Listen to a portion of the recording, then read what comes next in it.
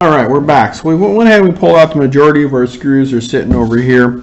We do have a couple more that I've loosened up. These were hiding underneath this ribbon cable, and as I've been loosening them, I think that they were holding something else on the front. They might not have needed to be removed, but I went ahead and done it anyways. Yeah, so this LCD actually is mounted to this board using these connections. So 3 of these screws, 1, 2, 3, I actually probably could have left in place. I pulled them now, but that's what it is. And remember I mentioned on the back side there was that spot for the LED that looked like there was nothing in it. I was wrong. It's just soldered only on the flat side here, and this is the backlight for this LCD here on the front. I almost said LCD display. I got some friends that love it when I say LCD display because LCD, as you probably know, stands for liquid crystal display. So it's a little redundant to say liquid crystal display, but it's a habit that's out there and it's a real challenge to lose. Okay, let's talk about some of the parts in this board. So looking here, these are little solder down button pads. Essentially, this is a little domed piece of metal.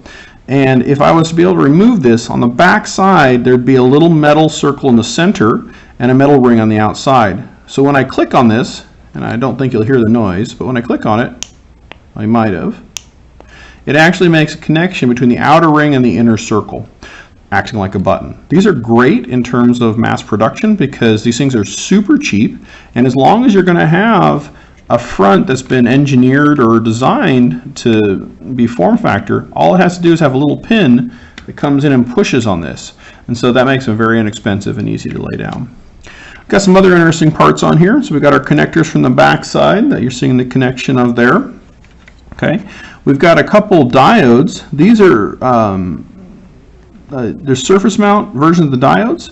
I don't know what we're doing with them, but based upon the fact that they come from VBAT Plus, that might be a little hard to see right there. These could just be designed to make sure that if anyone puts the batteries in or plugs power in backward, it still functions. They also might be used as a kind of a cheap little voltage regulator where it takes the external power, and because there's a diode drop here, it shrinks it down to a number that's a little more reasonable for the rest of the system to work out.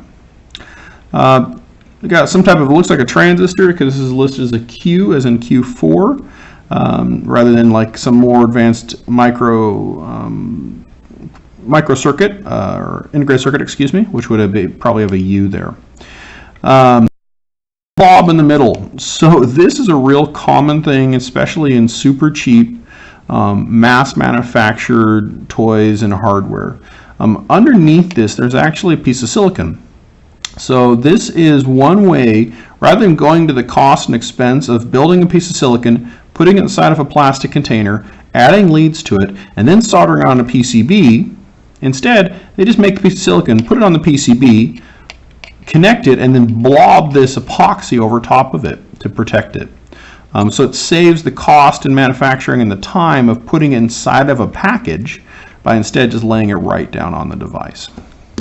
All right, so I pulled it apart, and it's hard to know where the issue is here. Remember, I want to try to fix that display. I'm seeing a lot of wires passing up here, a lot of them coming in on this side. So these are going to be my data lines. What I think I want to try to do next is I'm going to actually give it some power. We're going to see what the display does, and we're just going to manipulate it and see if it's a loose connection on the inside. So let's go ahead and hook that bad boy up. So again, this is only 5 volts, so I'm not super worried about it. Oh, that's loud. Now I got very little on the display, but if I push on it, lo and behold, so see how that worked right there? So it is just a loose connection. My expectation is probably what's going on in this system is the back side of this LCD has a bunch of little pads that are trying to touch the circuit board. And the circuit board has a bunch of little pads that are trying to obviously accept that. And they've gotten loose to each other along the way. And so a couple ways we can fix that. One of the ways we could fix that is by tightening it down, which we'll try to do that. Another way might be to see if we can pull this off, which is what I'm actually going to do because, you know, go big or go home, and see if the connections could be bent out. Could this little spring-loaded bits could be exposed a little more, therefore making a tighter connection when it goes back on. I'm going to go ahead and unplug it so that I know it's powered down. Okay, and I'm seeing it's got some little clips here that's kind of little retainer clips that hook on. So if I push them back a little bit, I should be able to slide the plastic off. Okay, we'll start right here. That one, there's one piece, and that one. Oh, okay, it's half of it. Gently popping this thing back. Gently. Still have that one screw that didn't quite get out of there. I did notice on these weird screws that they felt a little stripped out, so that could be part of the problem, is that they're no longer biting. They were over tensioned when they were installed, or someone's been in here. It didn't look like someone had been in here because I was noticing that it had some of the original mounting hardware. There we go. Yeah, so there we go. So there's your connector along the bottom there. Oh, they have this awesome stuff. So this is really cool. I had never seen this before. I had no idea what it is at the time. But I have this Pebble watch. We miss you, Pebble. We wish you were still with us. But I was trying to fix it because it had a known problem where the display would corrupt, similar to what this display is doing. So I pulled it apart, and inside of it there was this little piece of foam that, to my eyes and my knowledge, looked more like a spacer, something to kind of keep things aligned, just to fill the void from vibration. So being the cavalier human I was, I didn't put that back in when I put my watch back together, and nothing worked. And so that was kind of sad. And so I started kind of thinking, well, okay, maybe that foam does something magic. I don't know what it does. So I put a piece back in, and lo and behold, all of a sudden the watch started working.